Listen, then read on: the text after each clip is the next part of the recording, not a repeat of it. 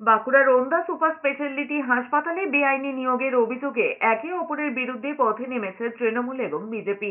তৃণমূলের ব্লক সভাপতি ও ওন্দার বিজেপি বিধায়ক অমরনাথ শাখার যোগ সাজসে বেআইনিভাবে লোক নিয়োগ করা হয়েছে বলে অভিযোগ করেছেন তৃণমূলের প্রাক্তন জেলা পরিষদ সদস্য। হাসপাতালের গেটে স্থানীয়দের নিয়ে বিক্ষোভও দেখান তৃণমূল নেতা এবং তার অনুগামীরা। অন্যদিকে 60 নম্বর জাতীয় সড়ক অবরোধ করে ওন্দা চৌমাথার মোড়ে বিজেপি বিধায়ক অমরনাথ শাখার নেতৃত্বে পথ অবরোধ করা হয়েছে। যদিও নিয়োগের দায় ঠিকাদার সংস্থার ওপরেই চাপিয়েছেন হাসপাতালের সুপার। বাঁকুড়ার ওন্দার বিজেপি বিধায়ক অমরনাথ শাখা বলেছেন, যারা কাজের উপযুক্ত তাদের না নিয়ে বেশ কিছু বাইরের লোককে নিয়োগ করা হচ্ছে অর্থের বিনিময়ে। পাল্টা ওন্দার বিজেপি বিধায়ক অমরনাথ শাখা তৃণমূলের ব্লক সভাপতির যোগসাজশে হাসপাতালে বেআইনিভাবে লোক নিয়োগ করা হয়েছে বলে অভিযোগ তুললেন তৃণমূলের প্রাক্তন জেলা পরিষদ সদস্য।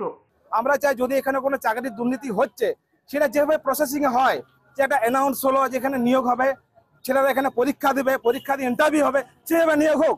অসম্ভব খুব সুন্দর জিনিস হবে সেটা, কিন্তু গোপনে গোপনে আমার ক্ষমতা আছে বলে ক্ষমতা অপব্যবহার করবো, এটা হতে দেবো না। অনৈতিক ভাবে কিছু নেতাকে পয়সা পাই দেওয়ার জন্য তৃণমূল তাদের বাছাই করা এই ওন্দার কয়েকজন আছে, বাকি সব বাইরে।